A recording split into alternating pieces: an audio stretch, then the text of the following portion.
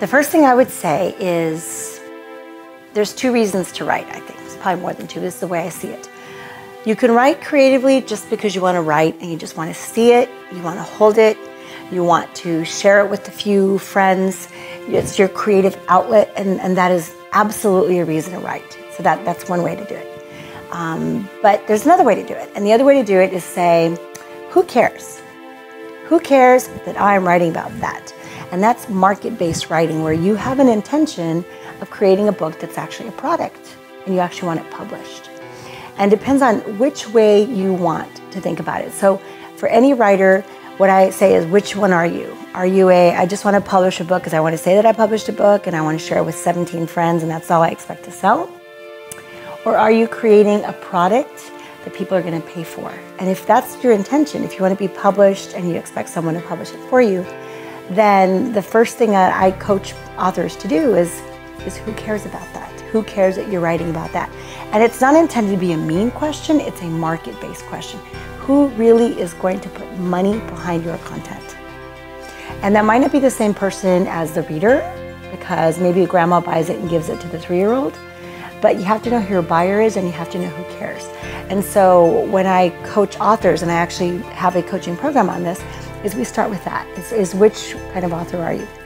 If you are the market-based writer, then we actually start with a marketing plan before you start writing, which is a little bit different, but the reality is that books are products and publishing is a business. And so to be fair, I say that's your reality. If you don't want that reality, then please go back to category 1, know you're gonna sell about 17 books and just do what you're gonna do. So it's really important to get that. That's really the first piece of advice. And the vast majority of authors say, well, I want to sell books and I want to do some speaking. And then we start there. And so the advice is to start with that. And if you don't have marketing skills, and call me or call somebody that can help you with the book marketing, but start with a marketing plan. And then you will understand that there is a huge market for your work or a tiny market for your work. And then you can say, okay, I have found one market, and start writing. But if you write and then you hope that it has a place to live, you might be really disappointed. Because the statistic that I've seen is something like 95% of authors sell less than 99 books. So that's the reality of publishing, because there's so many books.